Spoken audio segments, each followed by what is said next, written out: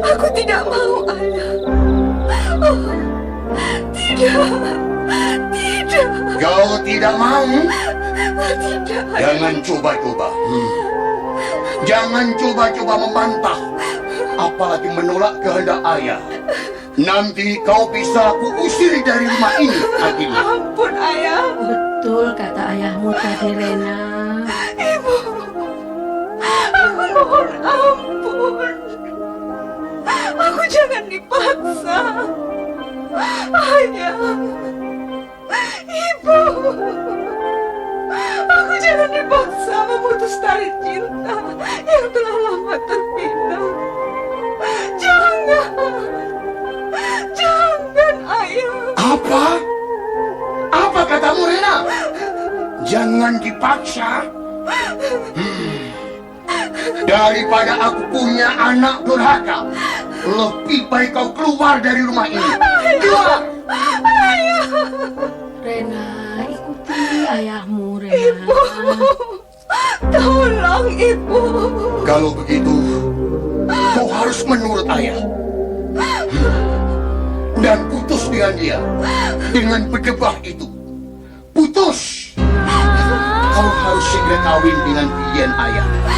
Jarot pilihan ayah. Tidak. Tidak.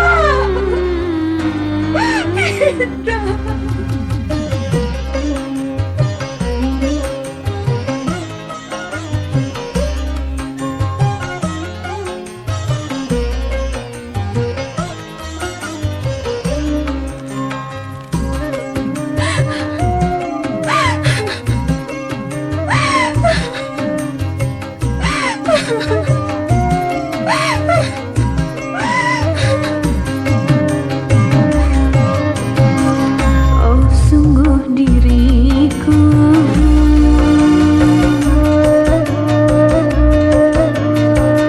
tiada berdaya membantah kehendak ayah dan bunda, harus berpisah dengan kasih tercinta, kawin dengan pria yang tak sebaya.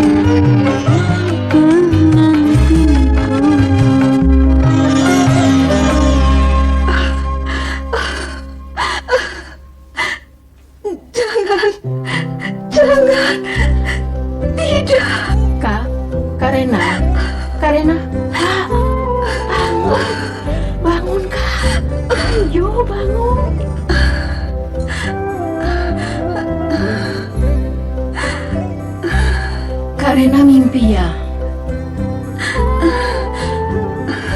Iya, aku mimpi. Tolong, ambilkan aku minum. Sebentar ya Kak, saya ambilkan.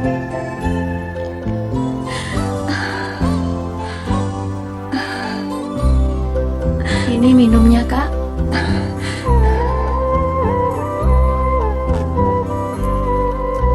Mimpi apa Kak Rena? Tadi Kak Rena berteriak. Tidak, jangan. Begitu Kak, jelas sekali terdengar. Iya, aku mimpi buruk. Mimpi buruk Kak. Iya, buruk sekali, Eli. Seperti kemarin. Kembali lagi, ayah dan ibu memaksaku untuk kawin dengan om itu. Dalam hati aku berontak. Perasaanku sedih sekali. Namun karena aku adalah seorang wanita yang lemah dan tak berdaya, tak ubahnya aku bagaikan kerbau dicocok hidung. Terus Kak? Aku duduk di atas pelaminan, berselimut kesedihan. Hatiku teriris. Aku menangis.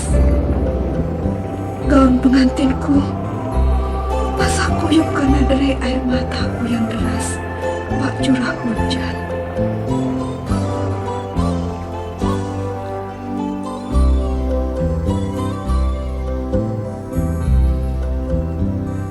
Hai, Rena. Rena. Mas, dari mana? Dari perpustakaan. Dan sebelum itu dari dosen pembimbing. Biasa presentasi. Dan kau tahu, judul tugas akhirku diterima. Syukurlah. Aku segera mempersiapkan menggarap skripsiku. Ya, ini semua berkat doa restumu. Jangan, Mas. Malu dilihat teman-teman. Peduli amat dengan mereka. Ini semua kan demi masa depan kita. Kamu bahagia juga kan? Iya, aku juga ikut bahagia. Selamat ya, Mas. Tapi mengapa wajahmu begitu sedih? Muram sekali. Ada apa, Rena? Tidak apa-apa, Mas. Hanya kepalaku sedikit pening. Mungkin kurang tidur semalam. Sore hari kemarin, rumahku kedatangan tamu, Mas. Orang itu lagi, om yang botak itu. Membawa sekebok bungkusan. Uang barangkali isinya. Kurang ajar. Malamnya aku mimpi seperti beberapa hari yang lalu. Aku takut, Mas. Kurang ajar. Jadi, buldog itu datang lagi. Iya. Ingin aku hantam hidungnya, biar dia tahu rasa. Jangan, Mas. Jangan. Dia orang kuat. Punya banyak anak buah. Oh, nanti celaka. Pikirkan studimu, Mas. Pusing. Ya, memang aku baru seorang mahasiswa. Dibandingkan dengan dia, aku tidak ada apa-apanya. Jangan berkata begitu, Rudi. Sama sekali hatiku tidak akan tergoyahkan dengan segala macam benda-benda pemberiannya. Hanya ayah. Ya, pertama-tama memang ayahmu yang menerima. Tapi lama-lama, bisa-bisa kau akan tergiur juga. Rudi, jangan berkata begitu. Meskipun ayah mengumpamakan diriku dan dirimu bagaikan loyang dengan emas yang tak mungkin bisa disatukan. Namun aku percaya jodoh di tangan Tuhan.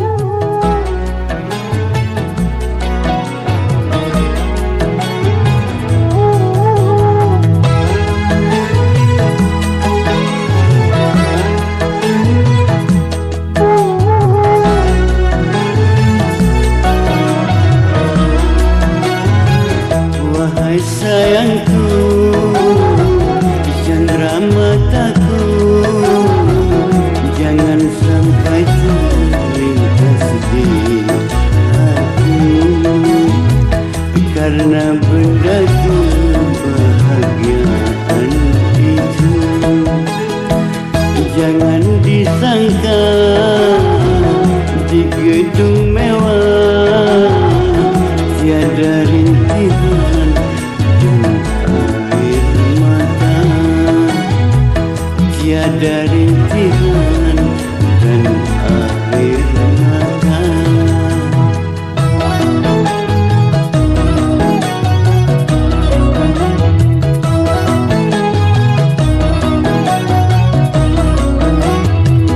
Memang ku akui tidaklah sedikit orang yang akan menaburi dirimu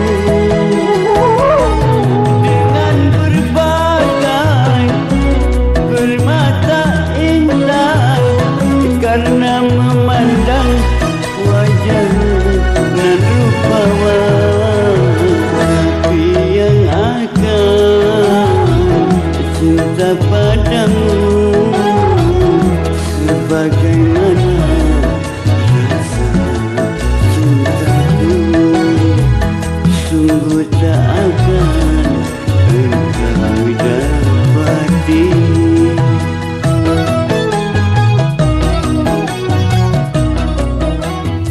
Aku percaya, Mas. Kau sangat mencintai serta menyayangiku. Begitu juga sebaliknya.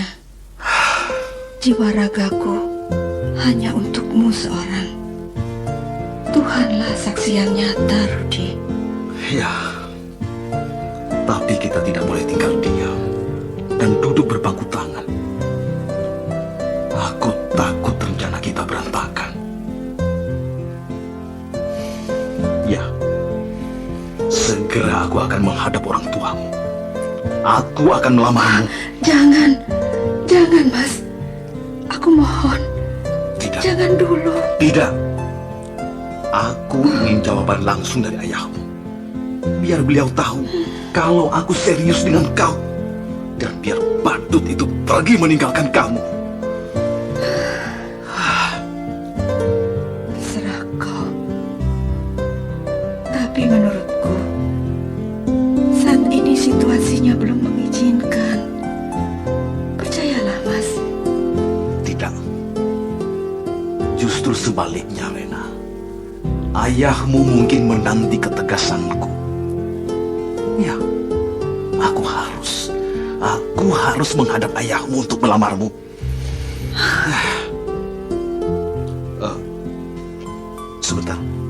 Sebentar ya, Ren. Ada Pak Wahyono, dosenku. Aku akan menemui beliau dulu. Oh, iya, Mas. Lancar ya, Mas. Iya. Sukses. Jangan lupa ya, tunggu aku besok di rumah. Nekat. Kak Rena, Loh, kok kamu ada di sini? Apa kamu tidak sekolah? bolos. Disuruh ayah mengantar Om Jarot menjemputmu. Itu dia di mobil merah. Tadinya aku nggak mau loh, Kak. Tapi dipaksa ayah. Aku takut, Kak. Jadi terpaksa aku turuti apa perintah ayah. Sialan, Bano tua itu lagi. Apa maunya dia itu? Kak, orangnya kesini, Kak. Kak, aku tunggu di mobil ya, Kak ya. Iya, ya. Biar aku hadapi dia. Brengsek. Halo Direna, apa kabar?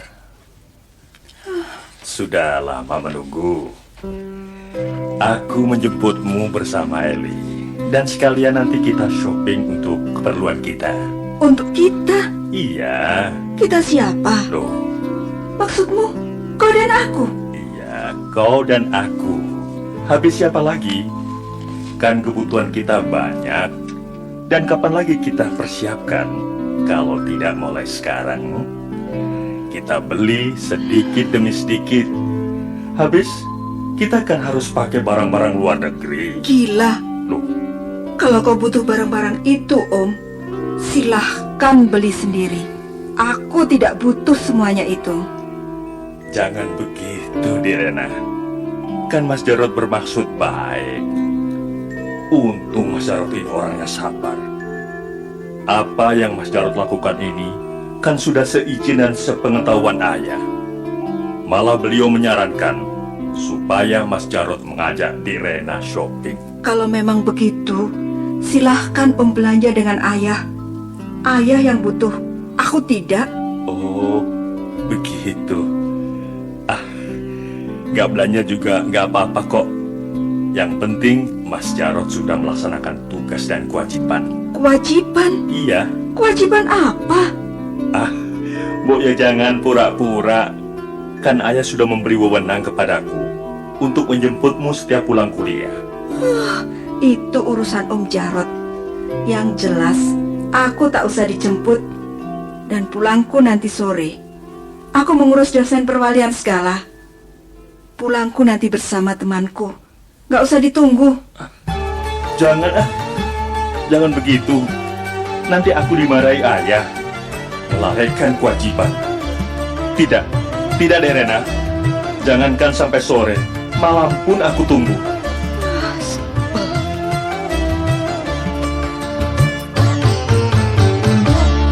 Mau naksir tentu dong, boleh saja.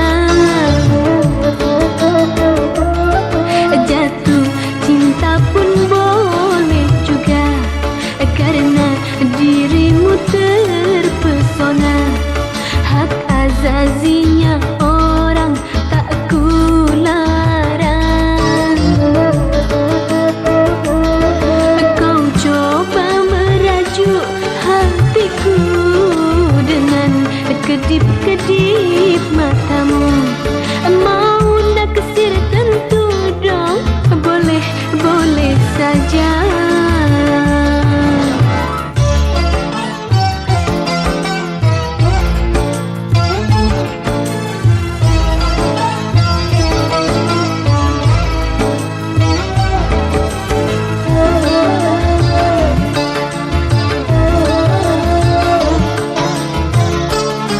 Yang penting asalkan kau tahu saja, oh diriku ini ada yang punya.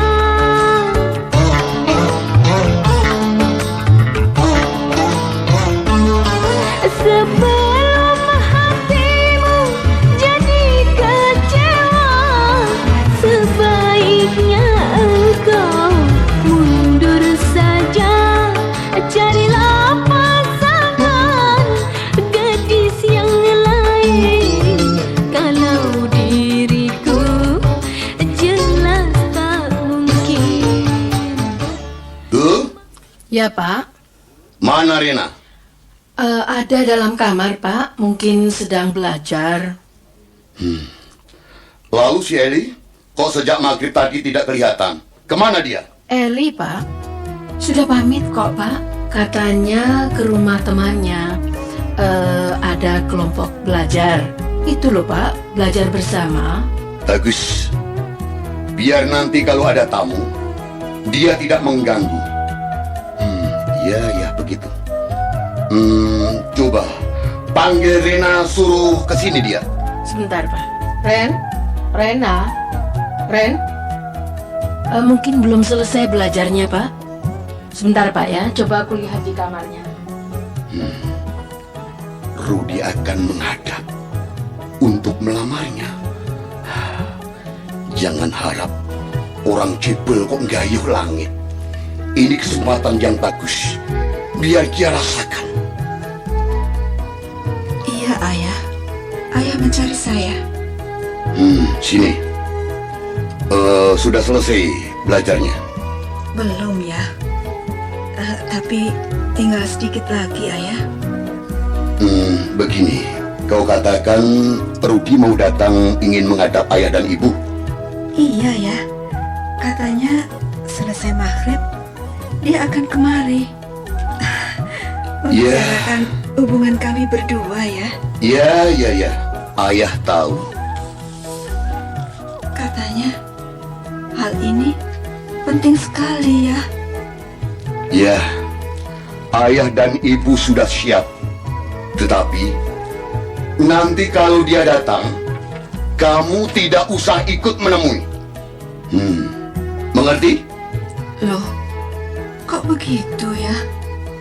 Tapi Sudah Rena, kamu tidak usah membantah ayahmu. Sebaiknya kamu tunggu di dalam saja. Turuti saja kata ayahmu. Ya, di dalam kamar. Kamu tidak usah bantah. Ini semua demi kebahagiaanmu. Mengerti? Iya, Ayah. Itu dia datang. Ayo, kamu cepat masuk, Rena. Baik ya. Ayo, Bu, kita temui dia. Iya Pak, mari Pak. Assalamualaikum. Waalaikumsalam. Oh, Nak Rudi, silakan masuk, Nak. Silakan masuk. Permisi, Pak. Permisi, Bu. Kamu kesini ada keperluan apa? Maksud kedatangan saya kemari untuk mengutarakan hubungan saya dengan Dek Rina yang sudah lama, Pak.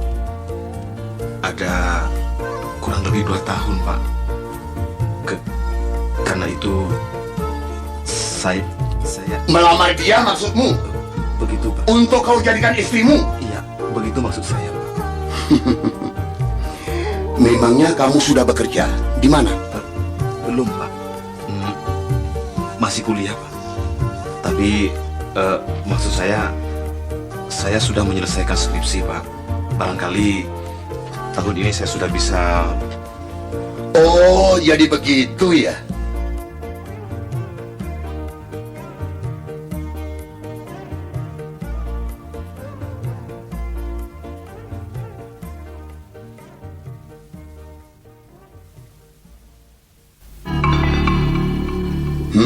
Bagus. Belum bekerja, belum punya penghasilan apa-apa, sudah berani melamar anak orang. Itu sama saja bagai pungguk rindukan bulan. Iya, lucu sekali kau nih, Nak Rudi. Maafkan Rudi, Bu. Mestinya kau harus 2-3 kali berpikir.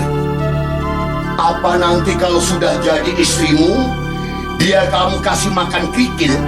Atau barangkali cukup dengan kata-kata cinta dan sayang? Dia sudah bisa kenyang? Iya. Maksud saya Kau tahu, tidak demikian, Bu. pengeluaranku untuk Rena, mulai dari uang kuliah, uang saku, kosmetik, tetek bengek, per bulan jumlahnya pasti jutaan rupiah. Itu belum termasuk pengeluaran ekstra. Paham kamu? Paham? Jadi begitu, Pak. Iya, Nak. Memang pengeluaran kami besar untuk Rena. Jadi jelas, orang yang sedang-sedang saja, lebih-lebih yang lontang-lantung seperti Panji Kantung, jangan harap bisa menjadi suami Rena. Berat.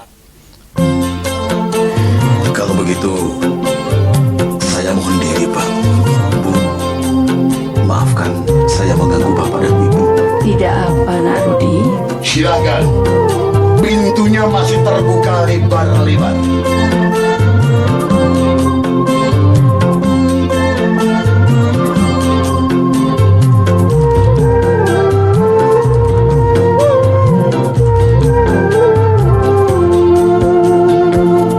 Setulus hatiku memohon padamu, mulai saat ini lupakan diriku.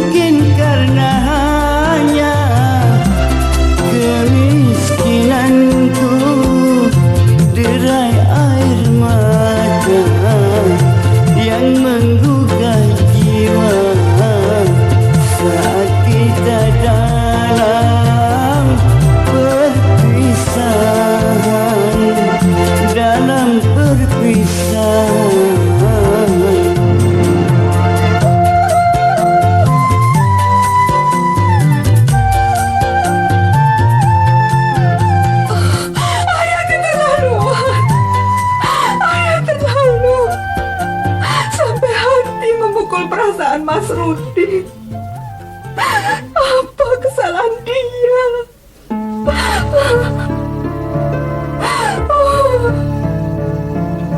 Maafkan ayahku, Mas. Aku bisa merasakan kehancuran hatimu, Rudi. Loh, kamu kok di sini, Rena? Di balik pintu ini dari tadi. Kalau begitu kamu dengar semuanya. Iya. Jelas, Ayah. Saya dengar semua. Memang saya ingin mendengarnya. Kasihan dia. Ayah termalu. Diam kau. Pemuda macam apa dia itu? Kok kamu sampai tergila-gila? Dikasih madu kok pilih empedu? Dasar perawan kepala batu. Sudah Pak, sudah. Sudah Pak, kita kan malu didengar tetangga. Rena, ayo kamu masuk kamar saja. Bagaimana nih? Kau jangan membantah ayahmu, Rena. Ibu jadi takut. Ayo sana, cepat masuk. Ayahmu marah. Ayo sana.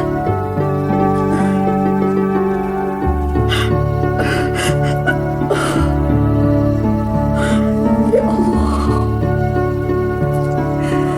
betapa berat cobaan yang kau berikan. Rasa-rasanya tak kuasa aku menahan. Kalau bunuh diri bukanlah dosa, mungkin sudah aku lakukan. Tolonglah ya Allah, beri aku kekuatan bersama kekasihku tersayang dalam menanggung beban dan penderitaan ini ya Allah. Rudi, betapa agungnya cinta dan kasih sayang kita berdua. Kenapa mesti harta kekayaan yang jadi takaran? Rudi, kini andaikan aku mati karena cinta yang suci, aku tak akan pernah menyesali. Karena hidup pun tak mungkin lagi tanpa dirimu di sisiku, Rudi.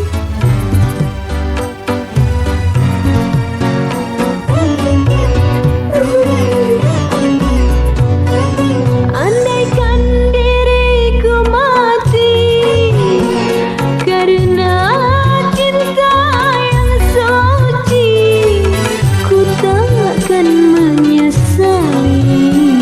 Hidup pun tak mungkin lagi tanpa dirimu.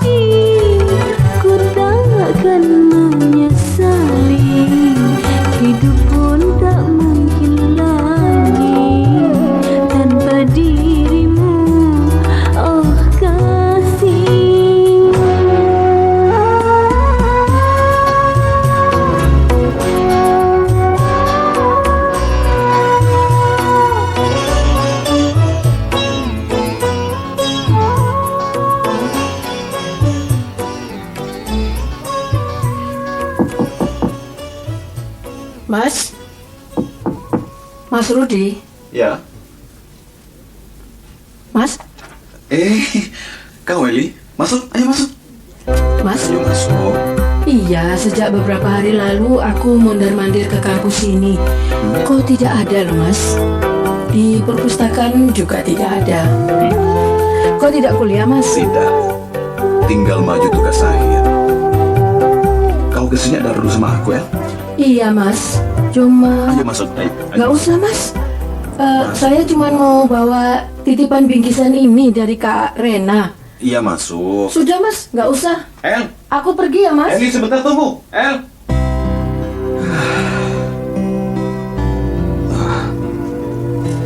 Apa ini yang dikirimkan Rena kepadaku? Sepertinya surat.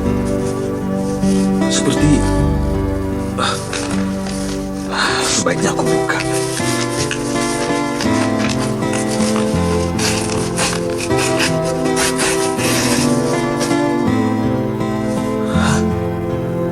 Undangan.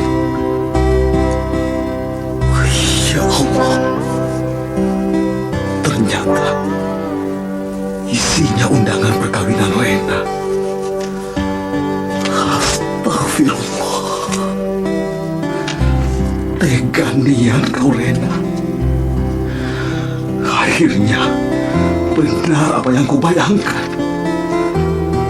Kau akan terbius juga oleh segala kemewahan yang menaburi dirimu.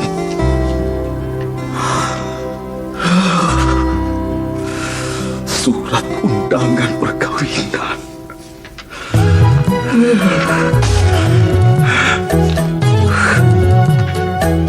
Mana mungkin aku akan datang?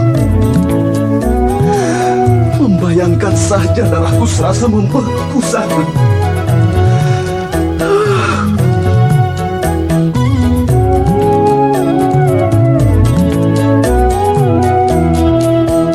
Oh serasa bumi ini tak terpijak lagi saat aku menerima surat undanganmu, surat undangan hari pesta perkawinanmu.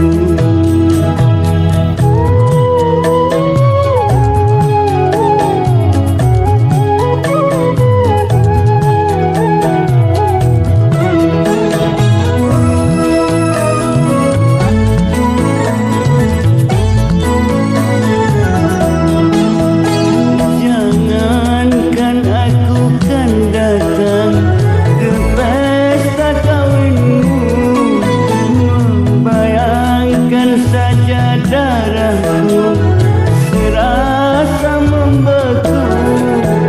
Teganian hatimu berpesta serta tertawa di atas derita nestapa yang aku rasa. Tak kusangka engkau akan mengkhianati diriku.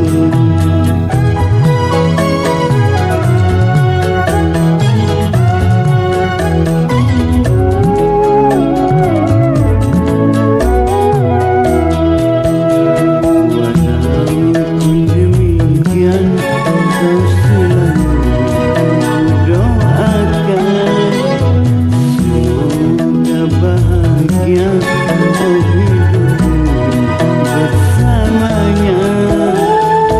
Namun ku berjanjikan tetap menyintai dirimu kekasih sehingga aku mati. Itulah kata dan pesanku terakhir kali. Walau kini dirimu bukan milikku lagi.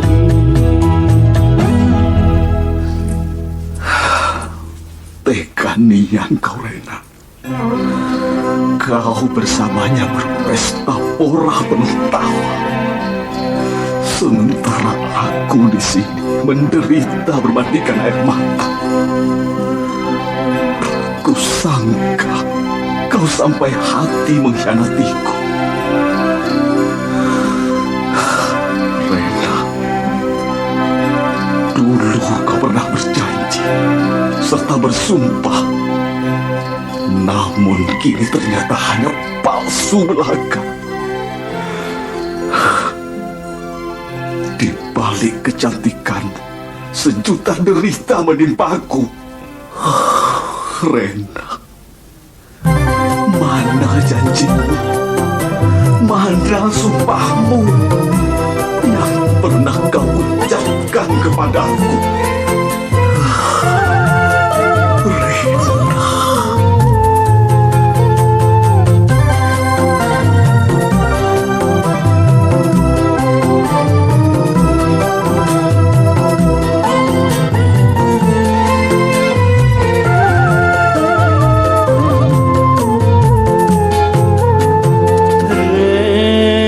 Rena, mana janji, mana sumpah yang engkau ucapkan kepadaku, Renaku.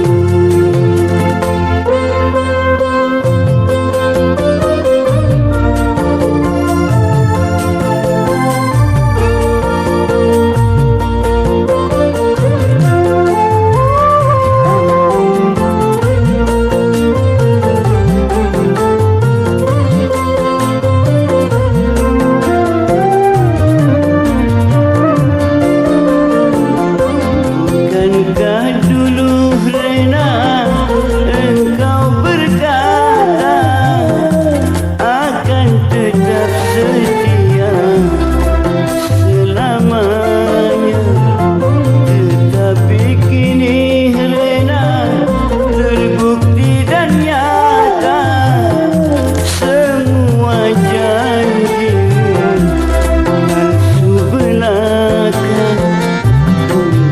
Kini ku rela mandi air mata, dilanda sejuta derita. Rena, tiada ku sangka di balik semua kecantikanmu penuh dusta, oh, penuh dusta.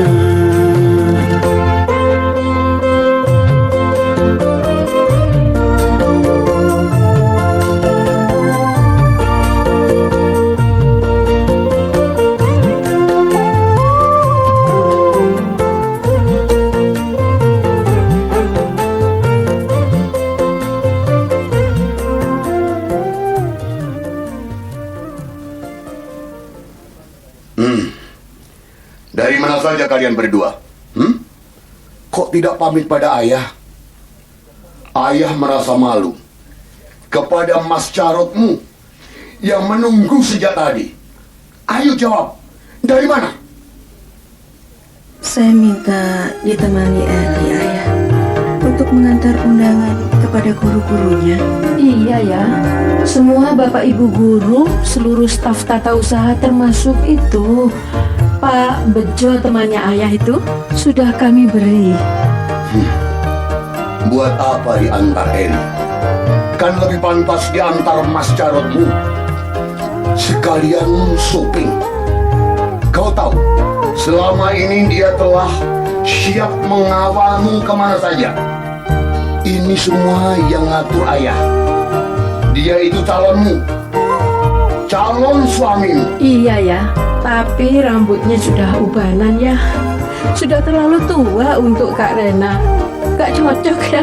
Hush, ku tempelin kau. Anak kecil tahu apa? Sana ke belakang. Maafkan saya, Ayah.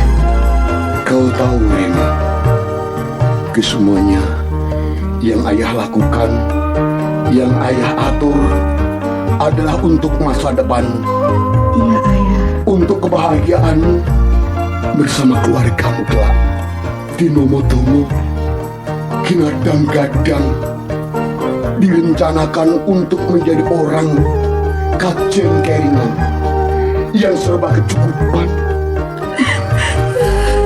Gimana, Tondo? Ayah ini sudah tua, tinggal 2 nada. Kelak ayah ikut kamu, Rena. Kamu harus mengerti, Dok. Kepala saya pening. Saya ingin tidur, Ayah. Iya, kau tidur saja.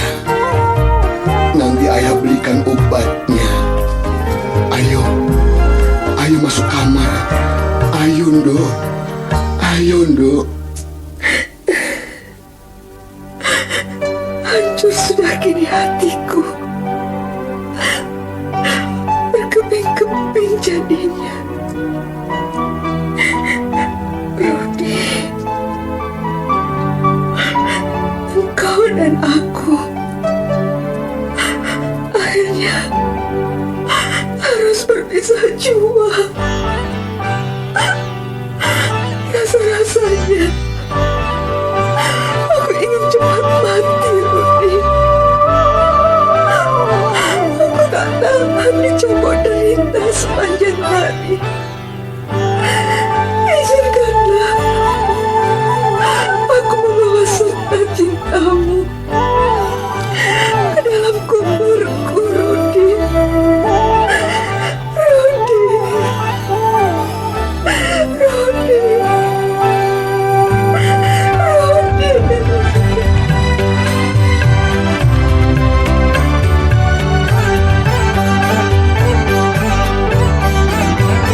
Bila ku terkenal